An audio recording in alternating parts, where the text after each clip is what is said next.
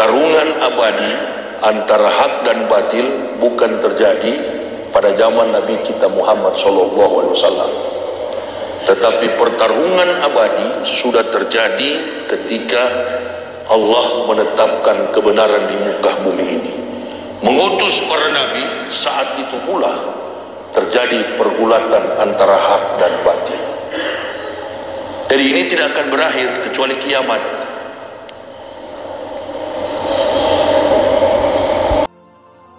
Sebelum lanjut, jangan lupa subscribe dulu channelnya dan nyalakan lonceng notifikasi agar tidak ketinggalan update video Islami terbaru dari channel Termometer Islam.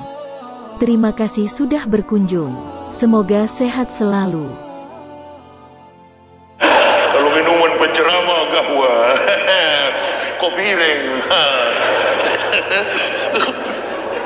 2 minggu saya bisa bahasa Jawa kalau tinggal di Jawa sini. Tapi keras tetap tidak boleh robah. Ini sudah karakter. Jangan suka-suka ikuti cara orang, pakai cara sendiri. Mengikuti gaya-gaya orang itu tuh jadi penjilat akhirnya. Biar saja dengan gaya begini, gak usah robah-robah. Di dalam Islam itu kan ada 4 sahabat Nabi. Ada yang Abu Bakar, Utsman, Ali, dan Umar bin Khattab. Ustaz Somad mungkin Abu Bakar, tapi saya tetap Umar bin Khattab. Apapun tetap saya libas. Kau lapor semakin kencang saya ceramah. Yang lain kau sudah dilapor merayap masuk di bawah kolong, ekornya termasuk.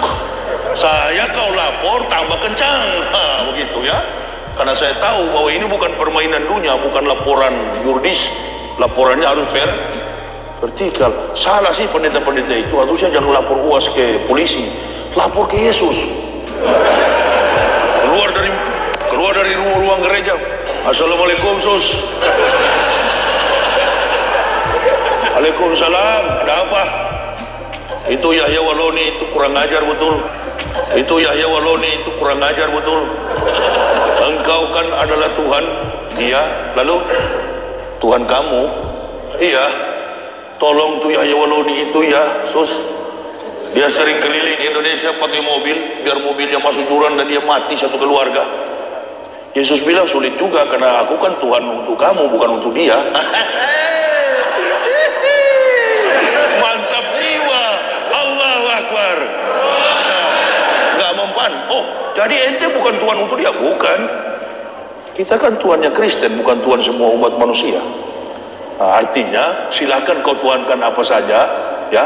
Itu versi lakum dinukum waliyadin. Gak mempan, lapor ke Tuhan. Waalaikumsalam Tuhan. Waalaikumsalam warahmatullah. Ada apa Matius, Markus, Stefanus, Tetanus? Ini Tuhan.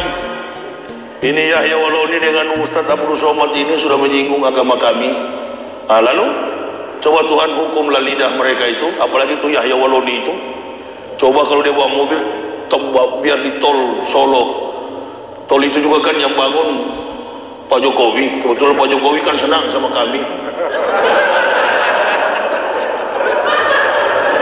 Karena kami kan kemarin waktu Pilpres semua pilih Pak Jokowi, Tuhan.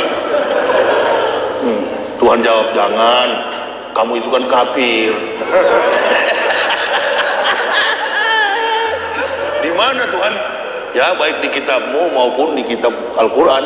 Coba kamu buka dalam Markus 23 ayat 9, kata Tuhan. Markus berapa? 23 ayat 9. Kau bawa Alkitab enggak? Bawa Tuhan. Ya buka. Karena ini Alkitab kemana-mana kan pakai kitab. Pergi ke gereja hari Minggu, awas tunggu hari Minggu Bu ya. Ibu lihat nanti, rok pendek, kitab tebal begini. Nah ibu kan naik mobil, motorcycle. Sudah miskin, kafir lagi.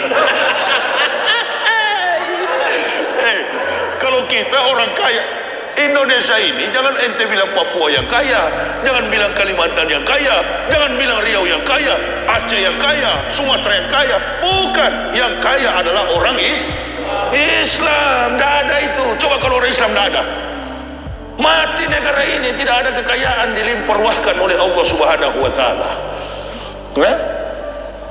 Buka Markus 23, apa bunyinya? Jangan seorang pun di dunia ini kamu panggil Bapak, hanya satu Bapamu, yaitu Dia yang di surga. Kamu tahu siapa yang bicara itu? Ya, siapa? Yesus. Nah kalau Yesus bicara begitu, dia Tuhan atau bukan? Ya jelas bukan dong. Nah kenapa kamu tuhankan dia? Coba kau buka Al-Quran. Gimana? Al-Ma'idah. Laqad kafara allazina qalu innallaha masihun ibnu Maryam. Kafirlah orang-orang yang berkata Isa anak Maryam adalah Tuhan selain Allah. Sudah jelas? Sudah. Berarti saya kafir ya? Iya, kamu kafir. Dua perbandingan ayat dari dua versi Bible yang berbeda. Yang benar adalah Al-Quran sebagai pelurus. Di sana yang salah, Al-Quran yang meluruskan. Jangan dijadikan sebagai akanlah beliau wali kota supaya masuk Islam. Sekali-sekali lah. Oh saya tidak senang ustadznya itu. Ya panggil saya ke ruangan antum, kita debat. Saya berikan petunjuk supaya beliau masuk Islam. Nah kita jaga ini. Umat Islam ini umat potensial. Bagaimana kita mau bangkit ke depan? Ustadz-ustadz pada tiarap. Sebelum ke Solo saja saya kemarin lewat di rest area. Pas Jumatan di rest area. Allahu Akbar. Konsep khutbah itu ya Allah ya Rabb.